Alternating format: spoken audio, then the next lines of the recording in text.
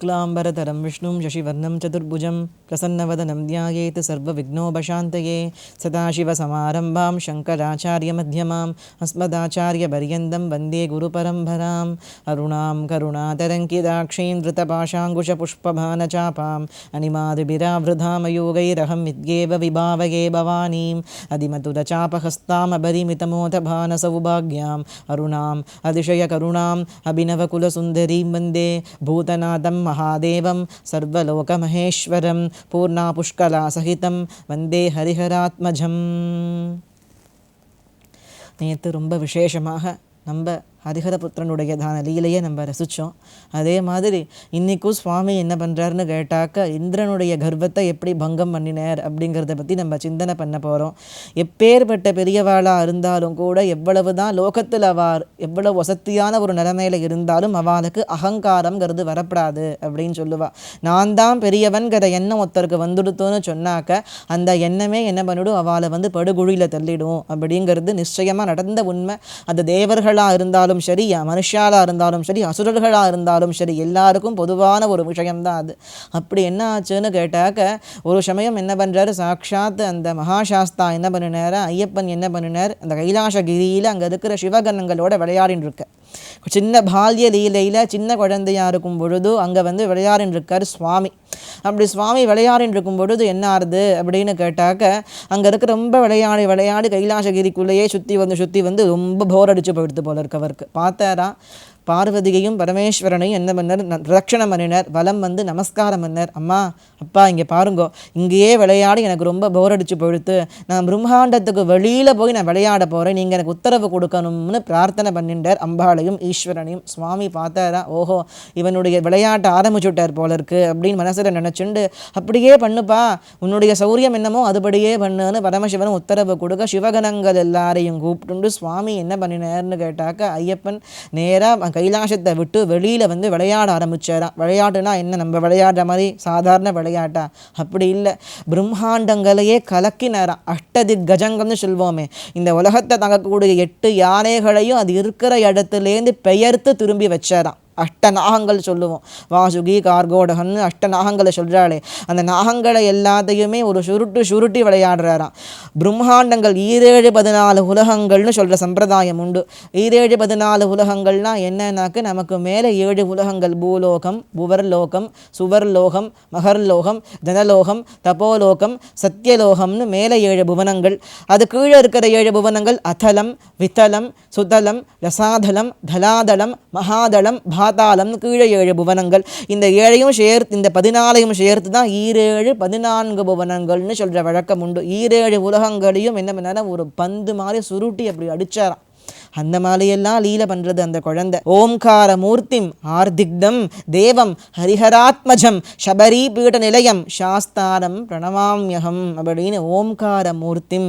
ஓங்காரம்னா அகாரம் உக்காரம் மகாரம் 3 சேர்ந்தது ஓம்ங்கிற சப்தம் வருது.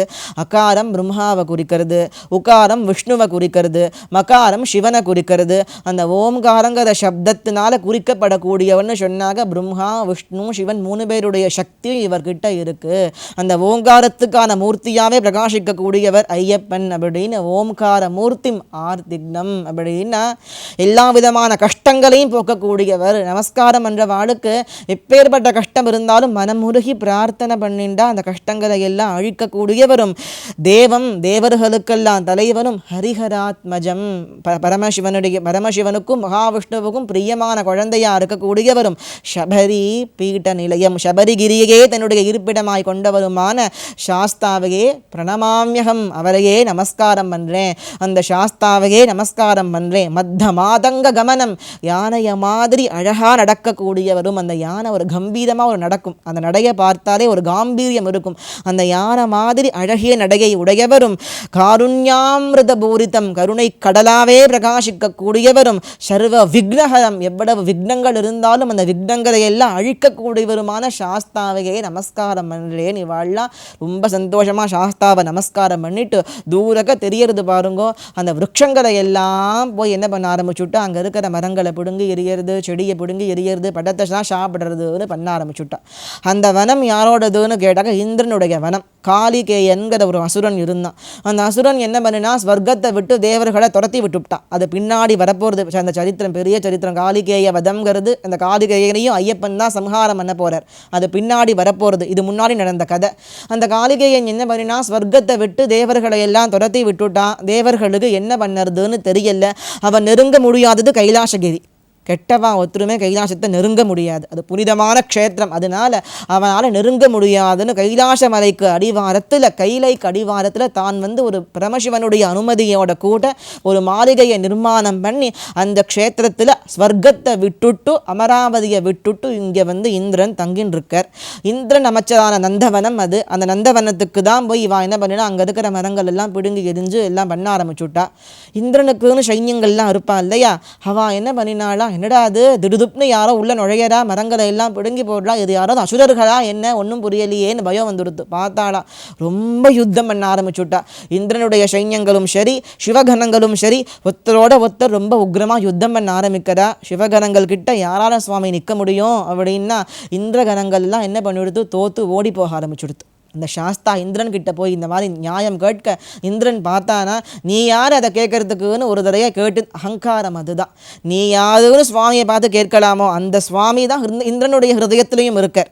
எல்லாருடைய ஹிருதயத்தில் இருக்கக்கூடியவர் அந்த சுவாமி தான். அவரை பார்த்து நீ யாரு கேட்கான்னு சொல்லுற அர்த்தமே கிடையாது அந்த வார்த்தைக்கு. அப்படி சொன்ன உடனே யுத்தம் வர ஆரம்பிச்சுடுத்து. இந்திர சைன்யங்களுக்கும் சாஸ்தாவனுடைய சைன்யங்களுக்கும் யுத்தம் திரும்பி ஆரம்பிக்க இந்த ஒரு ஹூங்காரம் தான் வந்தாரா சாஸ்தா. பார்த்தார், ஹூம்னு ஒரு சத்தம் போட்டார். அத்தனை கணங்களும் அப்படியே மூர்ச்சையாகி மயக்கம் போட்டு கீழே விழுந்துடுத்து. எல்லா கணங்களுமே. என்னடா அதுன்னு இந்திரனுக்கு ஆச்சரியம் தாங்கலை. சாதாரண சின்ன பையன் மாதிரி இருக்கான், சின்ன குழந்தை மாதிரி இருக்கான். இவன் என்னன்னா இவ்வளவு பராக்கிரமமாக யுத்தம் பண்ணுவானா, இவ்வளவு பராக்கிரமமாக இந்த குழந்தைக்குன்னு யோஜனை பண்ணிட்டு பார்த்தான். அஷ்டதிக் பாலகர்களை மனசில் நினச்சுண்டானா. அஷ்டதிக் பாலகர்கள் 8 பேர்.